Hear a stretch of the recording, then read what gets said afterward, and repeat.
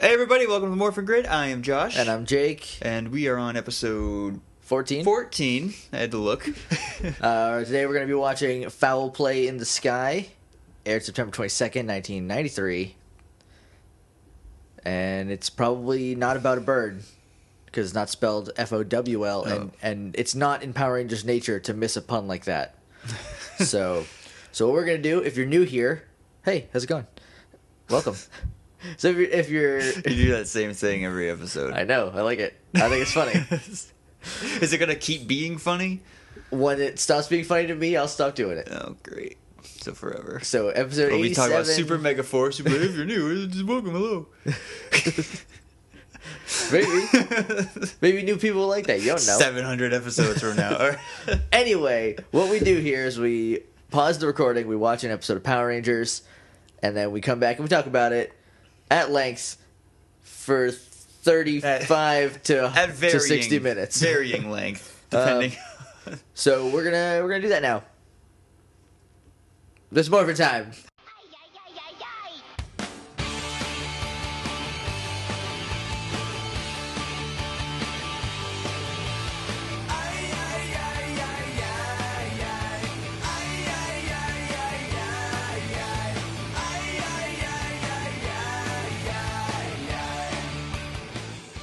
All right, we are back, guys.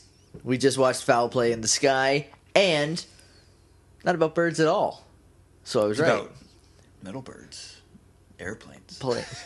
Yes. I'm talking really quiet because I'm still really tired.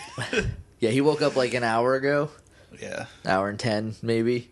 We have to. Okay, so before we get started, our website is morphingrid.tumblr.com. You can email us at littleidiots.morphingrid@gmail.com, or you can talk to us on Twitter at morphingrid. Those are all the cool places that the kids are hanging out at All the these places.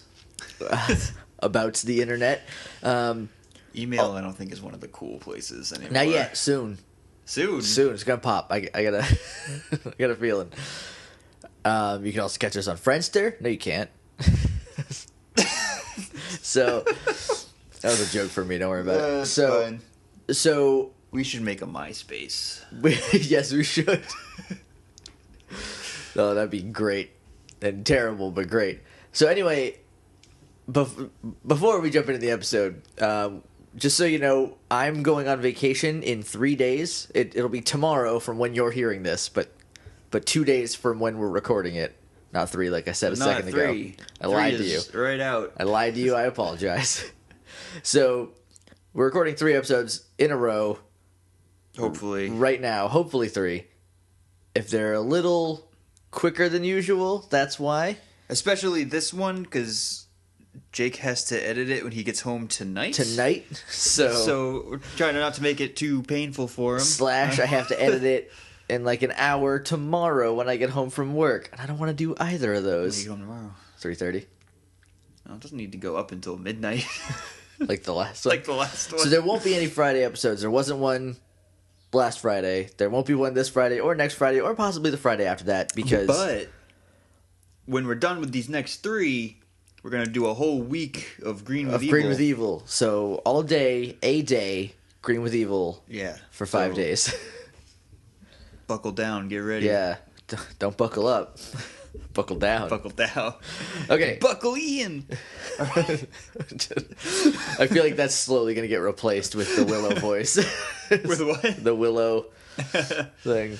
All right, so let's just jump in to Foul Play in the Sky. Let's do it. I'm ready. Okay, so we start off at the airport / prison. I thought they were at the prison. Maybe it's a prison airport. Maybe. It's a very fancy prison. That's a weird couple of things to put together. You'd think that people who are, on no-fly lists would not live next to the airport, but... So, Kim's Uncle Steve is taking her flying in a tiny little airplane, which... I have a story about tiny little airplanes, but we'll get to that later. I've probably heard it. It's possible. I only have the one story about tiny little airplanes.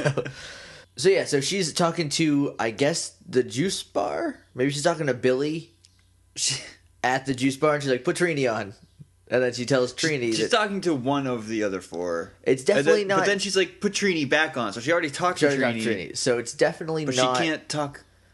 she can't be a girl when she's talking to Jason, Zach, or Billy. Right. So, but she's not talking to Zach or Jason because they are sparring. Right. They're punching the bag. Billy was never at the juice bar for this. Sure, he was. He was manning the phones for this whole episode. He's Billy never shown at the juice bar. Billy has a new part-time job, working the phones at the juice bar. That's how they get all them free sodas. It's just his pay is free sodas. We already talked about that. I know, but that's right now. That's how they get free sodas for this episode. Bernie figured it out like 4. Did he? Episodes I don't know ago. if he did. He made a face. Oh, you Power Rangers! I don't know. I'm gonna have to keep an eye out for that. But anyway, so Jason is in a black tank top and jeans with his red shirt in his back pocket. His red flannel shirt. Yes, red flannel button-up T-shirt. Because it starts at like a bus shot of Jason, so he's in a black shirt, and I was like, oh, here come the red pants. But they didn't. No red pants. No red pants this episode. Just some mom jeans. Just fine. So then Zach sees Angela. Oh, this is the first Angela sighting. Instance of Angela, and she's hula hooping with two hula hoops. She's hula hooping. We're going to jail, misters. We're both under arrest. Oh man! So I can't hula hoop one hula. I can't hula a hoop, let alone enough hoops to constitute needing a rack. I can. For like a minute. I can't. I just can't. I don't have. I sound like I'm tired. I'm really sorry. You'll warm up. Finish your OJ. Yeah, you're right. So she's like, "Hey, you got any time for the Zach man?" And she's like, "No, leave me alone." She just says, "Get real, get real," and then he slumps back over to Jason. Jason is in pain from seeing that. He's like, "Dude, I would be. That hurts." Because I was like, that was him going, I got this. And then her going, no, you don't. Get out of here. But she'll be back. Yes, she's recurring. She's a recurring She's the only person pony. that, like, that reoccurs. It doesn't just disappear forever. Pretty much. But she will be back in multiple episodes. And then, at some point, either at the end of Season 2 or during Season 3, she does disappear forever. Yep. Because Zach does. That's in Season 2. Anyway, so then we go up to the moon, where Rita has concocted a plan. First of all, she knows Steve's name.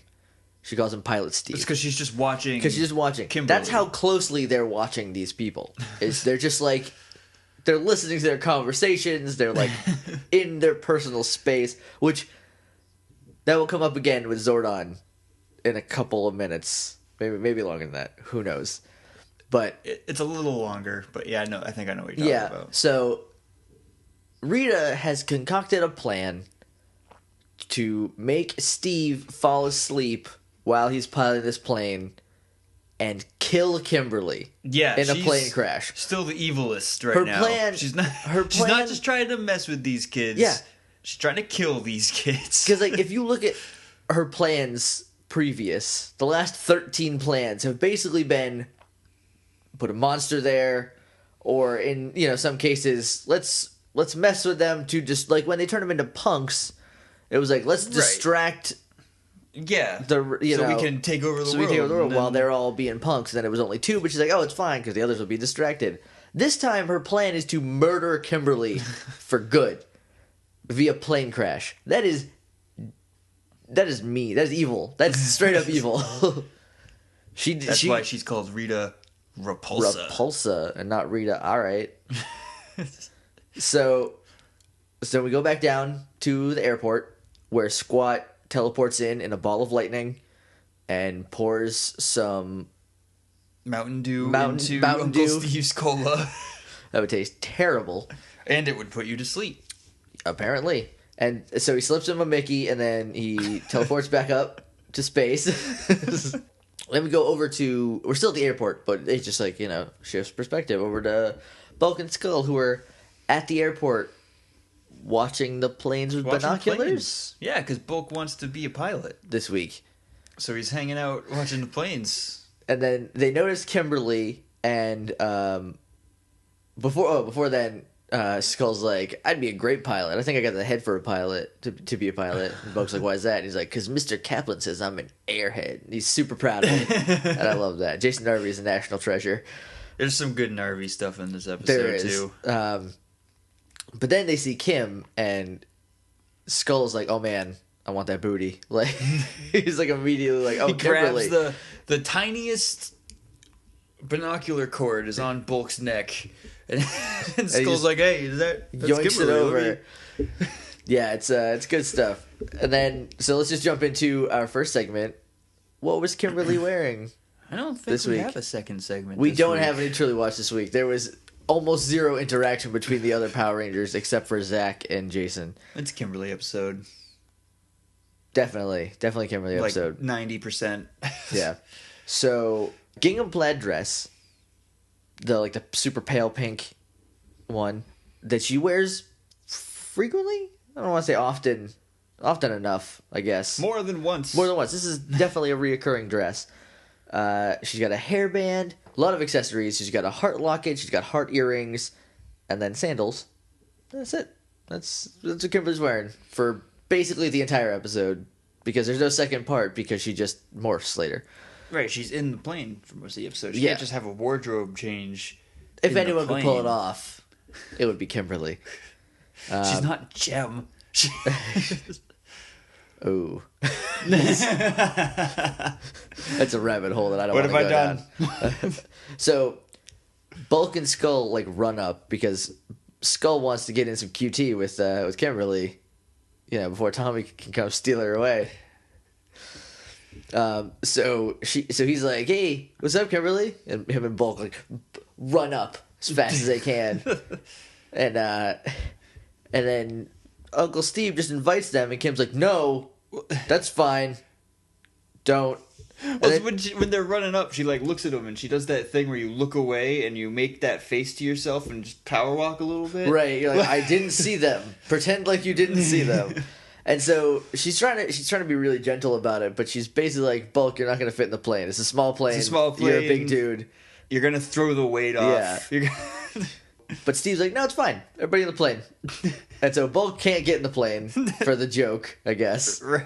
And because they had some squeaky sound effects they needed to use. Yes. We downloaded them. We're going to use them. God dang it. Then there's a shot of the tower for a second as they're taking off, right before they take off, and it looks like Zeo Red is standing on the tower. I didn't see that. I know it's not. Right. But they're standing there, and there's it's like a red, it looks like a toy, the weird proportion toy, but just gigantic because it's on top of the tower, but it looks like it has that Zeo neck piece thing. I didn't notice that. At all. I did. It was just for 1 second. I was like, that can't be Zeo Red. So I just wrote it down. So then they get in the air, and Bulk and Skull are like, Skull's like, are you afraid of flying? Because they're both not doing well immediately. And Bulk's like, no, I'm afraid of crashing. So they fly over Angel Grove, including the park, which is near no mountains, no lakes, no rivers, no sea, no deserts. There's no patch of volleyball sand. There's no cliffside. There's nothing. This is a different park. It's one of the many Angel Grove parks. But she says this is the park. Right, she doesn't say it's Angel Grove Park. That could just be the park. All right, I'll allow it. I imagine there's got to be at least 6 or 7 parks, just by the sheer amount of stuff that they do in each of them. Well, the one in this episode where they fight this week's monster has Easter Island heads in it. Yeah. So who knows how many parks are in Angel Grove? Angel Grove. It's everywhere, California.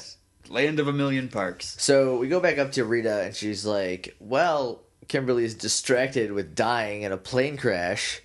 Let's send the Snizzard down. He's Snake Bartlett. That's my Goldar voice. Yeah, and it was really Goldar. He's Goldar.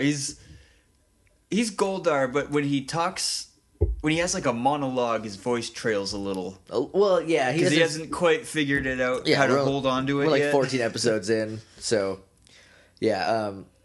So then Kimberly flies by the mountains, and she's like, "Oh, the mountains are so beautiful." And Uncle Steve's like, "Oh, have you flown over them before?" And she's like, "Yeah. Well, flown by them. A wink, a wink." And then there's a little recap of the first episode. Yeah, with some new footage. Was there? Because it's just the footage from the first episode of them walking in the mountains, which means they're flying over the command center.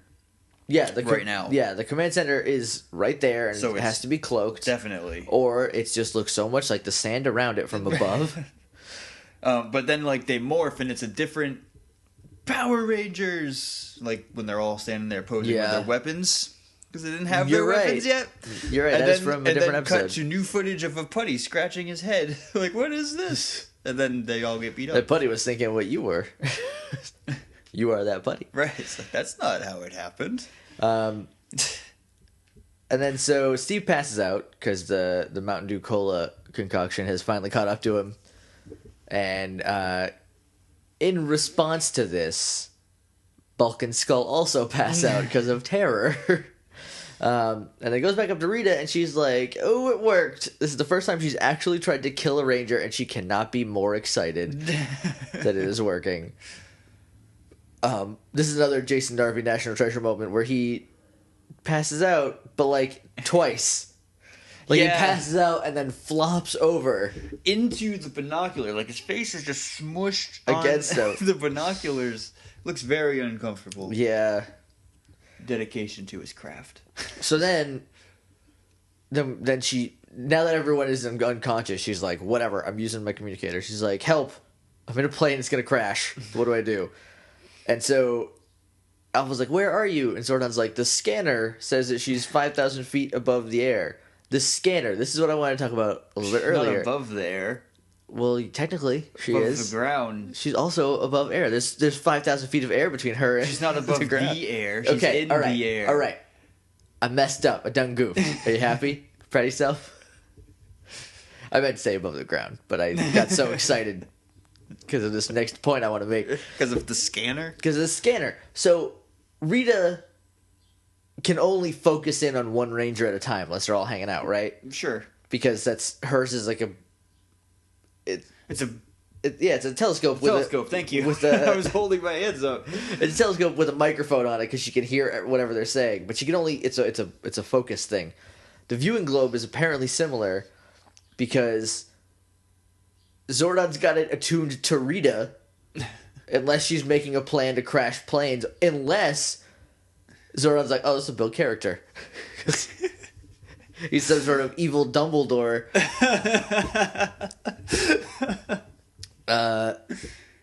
But yeah, so like the scanner is like the whatever danger. This is picking up some danger somewhere, but like we're the viewing globe is reserved for like really important things, like seeing what Rita's up to, but not sometimes. But unless it's not. So that's unless that was on the Power Rangers. Watching all four of them, in which case that's further proof that they're made from the same stuff. Same guy made both. That would come up in Billy the Power Ranger, that little spin-off thing idea that we had. Alpha's like, "Just teleport out of there," and she's like, "I can't, there's other people in here," because Kimberly is a hero. And she's not just going to abandon ship with three other people. Uncle Steve. Her uncle and two guys she doesn't like. Two guys she hates. Because she's a good person. She's a Power Ranger. Zordon accidentally picked right. This is also, I wrote this note down, the alarm sounds because Snizzard's attacking now. And you said, "Oh, I'll save it." What are you saving? Alpha's voice actor, and I don't want to ruin Alpha for you, but I can't unhear it now, is the same guy who voices Daggett from Angry Beavers. No, it's not. Yes, it is. No, are you judging that by ear? I'm judging that because we looked it up. Really? Yeah. Because I thought it was. He's also Invader Zim. I know that. He's also. That's the same guy. Daggett and Invader Zim are the same guy. I know that. And he's also Alpha. I thought Alpha was a girl. No, he's credited on. I think it was IMDb. Really? Yeah. Maybe Alpha the. And now that you know that, you'll hear it. Well, I can hear it now. Yeah. But I thought it was a girl. Oh, maybe like the person in the suit. That must be it. Okay. They're just a tiny little Asian girl. I think at one point Paul Schreier sounds better. was dating Alpha. I don't know. That might be my brain putting together weird facts from all over the place. That's a funny visual, right? Because Alpha's so tiny, a little tiny thing. So then, so Zordon's being weird about Kim and the monster because she's trying to fly a plane and not die, right? Zordon has the alarm sounding because Snizzard's attacking the fountain on Easter Island or whatever. It's Angel Grove Park. Yeah, it's attacking Angel Grove Park. The Easter Island sector of the Angel Grove Park. Not the park. Angel Grove Park. Right. Glad we've got that all cleared up. So he's like, okay, this is this is where the bad guy is. But instead of just sending them there, he brings the rest of the Rangers to the command center just so they know that Kim is in danger. Like instead of, because they watch her on the viewing globe, don't they? Yeah, and then he's like, "All right, now that you can't help your friend, get out of here."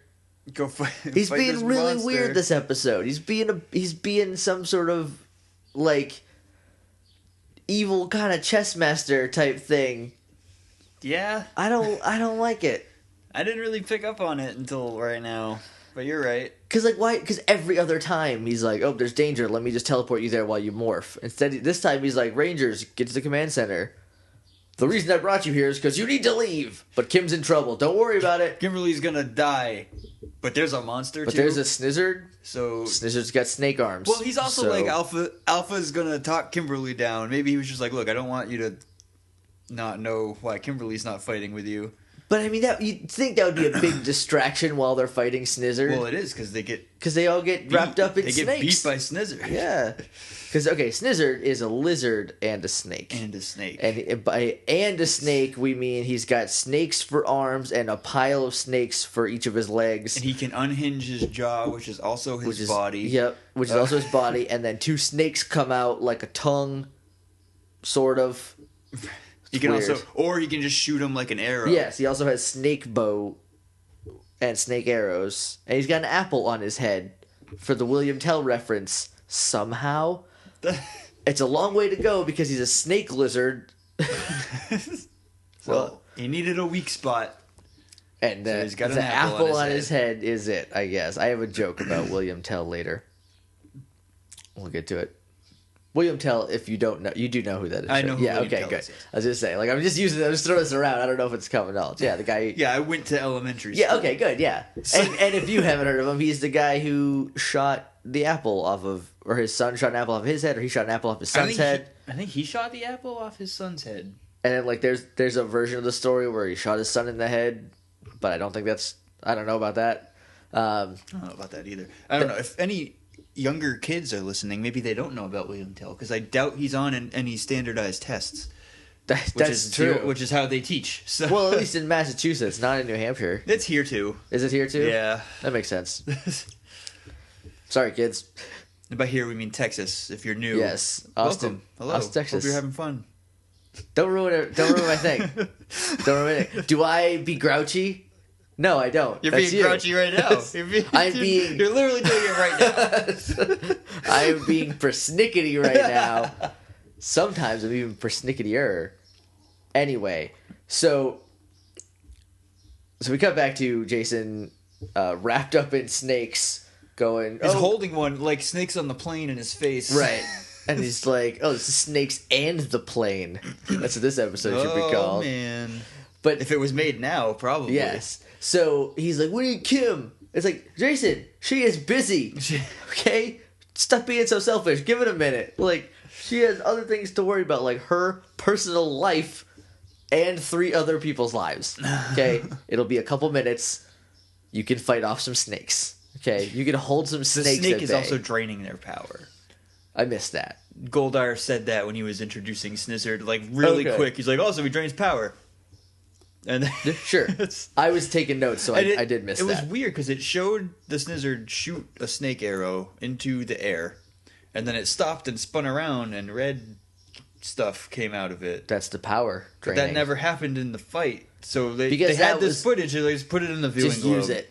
Yeah. This is one of the better like plots, like human Power Ranger plots for why the person isn't in the ZU footage. Like, it's like a fully formed story. Right, yeah. And it's not just like she's at the mall, or that one time where they just like left and then we gotta go because we're not in the footage. Because they moonwalk out of there.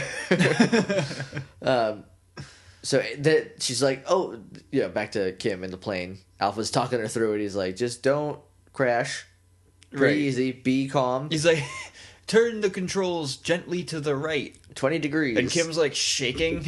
But then it cuts back and the plane just gently turns. Right. And then it cuts back again and she finally gets her hands under control and slowly turns it to the right. And it'll take 40 seconds to turn 180 degrees. Yep. According to Alpha. And I didn't count. There's a couple times... I just watched the Lego movie the other night and Josh hasn't seen it yet. There's a couple times in the Lego movie where they mention like specific amount of times. And I started counting. And they were right. I love it when movies do that. So she's sweating bullets too. Yeah. And she's only ever flown a pterodactyl before. Right. That's the other thing. Is while everyone's passed out, she's going to be like, "Hey, send a pterodactyl to grab us." Right. And I understand it's like the drama is better if you can't do that. And like Bulk and Skull could have woke up at any time. They just fainted. That's true. They weren't poisoned to sleep to death. Anyway, so my little plane story, let me get it out now before the little plane part's over. When I was 4, my birthday present from my parents, among probably other stuff, Power Rangers things. Well, no, 4, I think that might have been just pre-Power Rangers. But anyway, my birthday present was we went to Sawyer Farms, which is a small, not Sawyer Farms. Yeah, Sawyer Farms, which was then called Silver Ranch, which then turned into Kimball's, which is an ice cream place that is also a farm in Jaffrey, New Hampshire. But they had like a little plane thing, and so I went flying in a little tiny plane. My parents were in the back seat, and then at one point, because I'm like holding on to the joystick, and mine's disabled, so I don't like crash us. And then the pilot just goes, "Hey, you take the wheel," and just hits a button. And so then I'm flying the plane, and my mom is having a panic attack in the back because, like I said, I'm 4, right? And I'm not really coordinated now. You can only imagine what I was before my muscles, my motor skills had developed. And so I'm just flying the plane. It's like, "Hey," and to trick me into turning when I need to, he went, "What's over there?" And I looked with my whole body and turned the plane, and my mom about passed out. And then he took the plane back, and we landed. Everything was fine, because obviously we didn't die, because here I am now. That's very scary. Yeah, that's my little plane story. I haven't heard that one. Oh, cool. Thought you were just going to tell the one about the little plane you were in, and the pilot just turned and told the flight attendant by her name to sit down. That was a little plane, but it was still like It was still commercial. Yeah, commercial plane. Right. Yeah, it was a plane so small that there was one flight attendant. Her name was Sandy. Instead of using the intercom, the pilot hadn't shut the door yet. And I say pilot because I don't remember there being a co-pilot, but he just turned and looked at the door and went, "Hey, Sandy, take your seat." Instead of saying, "Flight attendants, please take your seats." Because it was so small that she was right there behind him. It was terrifying. The aisle was so small, only the drink cart could fit down it. Do not want to go on one of those planes again. Anyway. Oh, that's been podcast. That's it. See you later. Anyway, no, do not delete the note. I'm not done with it yet. So, that would be the worst if you did right now. Oh, God. Man. So then Kimberly's like, "Oh, we're back over Angel Grove. Okay." Angel Grove looks just like Torrance, California, which is where they filmed Buffy. So I like that. It's a little trivia note for you guys. And then Alpha said something, and I can't remember what it was, but it was a bad pun. And all I could think is, "Alpha, this is no time for puns." All of the Rangers are in some sort of mortal jeopardy. And you're making jokes. I forget what it was. Because he's just not worried. He knows. No, they're fine. They're absolutely fine. Because he's like, "Oh, I told her how to land. She'll be fine." But he doesn't, and this comes up immediately, he never told her how to stop. Well, he told her how to slow down. Because she's coming in, and flight control was like, "Hey." And she also doesn't know how to use the radio because she has 2 hands on the thing. She's like, worried about dying. "Hey, flight number," because I don't remember what it is. Echo something something. It's something something Echo, or Echo something something. Echo was definitely part of it. Sure. Anyway, they're like, "Hey, you're not clear to land." And she just like looks at the radio like, and then, I have to be. And then they're like, "State your emergency," and she doesn't. Then she just lands. And then Uncle Steve wakes up, and he's like, "Let me." Thank goodness, because she didn't know how to stop. She said, "How do I stop this thing?" She would just be driving around still to this day. They might have ran out of gas because they go through gas pretty quick. But yeah, Steve has great timing and when to stop being unconscious because he just wakes up and is like, "Oh, let me help you stop this plane." He's still a little groggy because he does that eye rub. The landing was like genuinely scary for me. Like watching it, I was very worried. They did a good job of showing how dangerous little tiny planes are. Yeah. Also, they're like the flight control is like talking to other planes or other people that have radios, and they're like, "Do you know why?" There's like a helicopter, and the helicopter's like, "Nope," but the helicopter is the same voice as the Megazord. The helicopter is the Megazord sequence activate initiated. I'm gonna punch you. Oh, it's a long way to go to work that into this episode, but I did it because there is no Megazord this episode because she lands and they stop and she's like, "Cool, make sure they're gotta go, Steve. Make sure Bob and Skull are fine," and then she just runs away, and he's like, "What?" She's like, "Call you later." Call you later. And then he's like, "What are you doing?" She's like, "I'll call you later." So then she like goes around to things. She's like, "All right, Alpha, I'm ready." And he's like, "Okay, they're in trouble. Go help them." And she's like, "Oh, what a day." Like I say, "Oh, what a day," when like work is a little busy. Like when I get off work, I go, "Oh man, what a day." She almost died in a plane crash, and she has the same amount of enthusiasm. She has to go fight a monster. But yeah, then she's like, "What a day. It's Morphin time!" And she goes, then she morphs and she teleports there, and then she lands, because Snizzard has some snakes coming out to finish off the Rangers. And she shoots it with her bow. Yep. From off screen, an arrow hits him in the gut. And she... In the gut, stomach, mouth. Body. The top half of him. She hits him in the mouth top half part. But at one point he like rubs an arrow on the apple on his head. Did he? Yeah, and like I guess that's what makes it super poisonous. And he goes to shoot it, and she shoots that again. I missed that. Or maybe that's what she shot this time. No, she definitely shot the snake, the mouse snakes. Yeah, he definitely rubbed it. Maybe it was earlier in the episode. Or he had another snake. I think maybe that he rubbed on his head because she shot another snake after. Yeah, after she came on screen. Yeah, and so then all the snakes are off the Rangers now. Yep. Because that's how snakes work. Because she shot the two in his mouth. The two in his mouth, and that's what's controlling them. And then, so they're like, "You gotta shoot the apple on his head." And she's like, "Oh, I will." Also, he summoned some putties for a second, but they didn't do anything. Maybe that's maybe that was earlier. But that's when the pizza and like the burnt pizza rock putty. Oh right, was there right? Because Kimberly shoots him. Yeah, yeah. It's just like putties get him, and then like 100 putties drop out of the air, boop, and then they're just dispatched immediately. And then they're like, "Shoot the thing on his head." And he's like, "All right," or she's like, "Yeah," and so she shoots him. You know, like William Tell, or more like William Told. It's a terrible joke, but I wrote it down and I wanted to use it. You're making a face I've never seen before. That's how bad that was. It's because I'm laughing because I enjoy puns, but it. Anyway, so Snizzard gets William Told, and he dies. He explodes from a regular bow shot to the apple on his head. That's the self-destruct button. Yes, and Rita just goes, whatever. I'm not gonna try to make him big.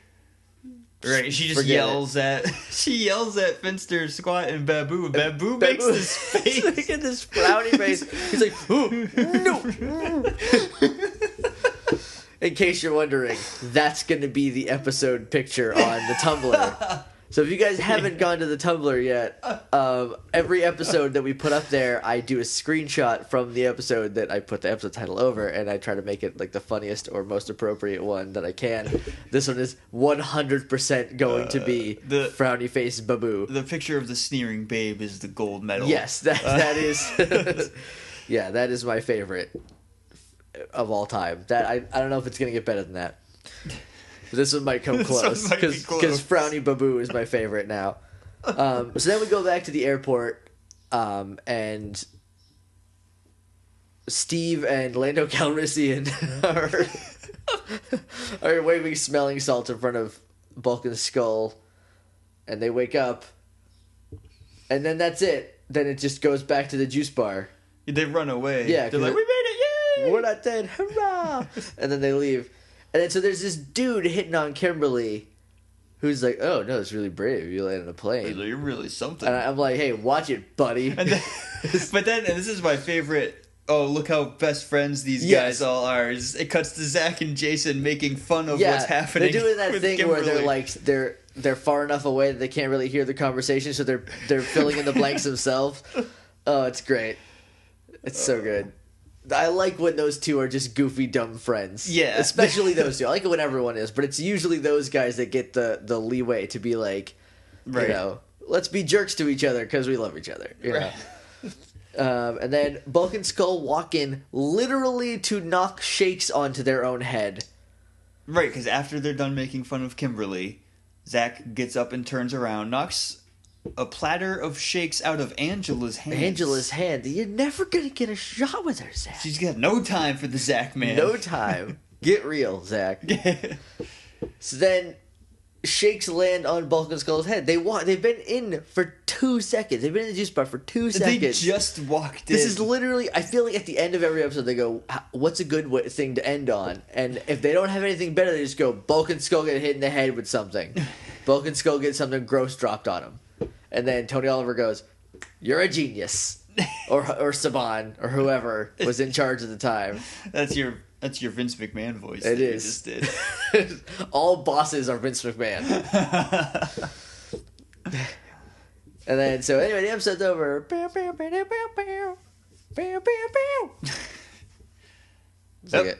see you next time. That's like if a cat was doing the Power Rangers then. And yeah, that's a pretty good time. Yeah, I would say. So yeah, so any final thoughts on Foul Play in the Sky? I think it's a really good episode. Yeah, I really enjoyed the Kimberly stuff. It's a very consistently told story. Yes, the whole episode. It's not like what was the Science Fair episode, the Sneery Babe episode. Yeah, where Kimberly and Trini are like, we're gonna leave and we'll meet you back at the park, but there's no reason for them to leave. Like, because they're not in the footage. They were in the footage, though. Oh, you're right, they were. Yeah. So like, it's not a thing like that. It's like May isn't in the footage, so Kimberly isn't in the footage, and like that's your starting point. And then they're like, let's just make a cool story about Kim, and that's. You're still not anywhere near done with Super Mega or Mega Force, are you? I'm still 10 episodes in. You're the worst. So that is true. They used the Die Rangers in yesterday's episode. Did they? The Power Rangers that were supposed to be the Thunder Megazords, like the ones the White Rangers from. Yeah, they're in the episode, and they are Rangers that have not been seen on this planet yet. Right. That's pretty cool. Yeah. I haven't watched either of the Super Mega Force episodes, but I'm gonna soon. Maybe we'll get some Jetmans. Oh man, or Jack. I know they're in it because Chris Sims watched Gokaiger. Well, I know they're reshooting a lot of it. They did. You're right. Maybe they won't. But like they are in Gokaiger. Gokaiger. I think it's Gokaiger. Let's go Kaiger. That's the theme song. So, so yeah. So like I'm hoping we get to see more like that. I hope they're like because there's an extra 15 years that we don't have from Z or from Super Sentai. So I'm hoping they're like Mask Man is awesome. That's like the only other one that's like even close to what I would like them to use. Like if they would just let me use that footage to make my own Power Rangers series for a minute, that'd be great. I'd love that. But anyway, yeah. So what was I talking about? I got on Die Ranger, and I like how their suits look so much that I forgot what I was doing. That was it. That's what you were talking about. Because you said something about me not being done with Megaforce yet. Right. Yes, thank you for bringing me back. So the thing that I don't like about Megaforce is that the human plots, the Power Rangers plots, are just exactly the same thing as the Sentai. And if it's not, it works it together in a way that isn't fun and new. It's just like, here's the closest we could get. But I don't like that. I like it when it's like, oh, May's not in the footage, Kimberly's trapped in a plane. You know, like things like that. I really like those kind of episodes, and hopefully get a lot more of them going forward. Probably will. Who knows? Who knows? Stay tuned. Stick with us, and maybe you'll find out. All right, but that's it. I think we're going to wrap it up. Yeah, I'm good. Yeah, I don't have anything else to talk about. I'm still really tired. I feel like I haven't said anything this episode. You didn't really. So sorry, guys, but it's what happens when you wake Josh up at 8 in the morning. But anyway, it was 8:30. Oh, I will say that watching Power Rangers, quote unquote, early in the morning, feels right. Yes, because it's when I watched it when I was a kid. Absolutely, it does. Yeah. So until next time, may the power protect you.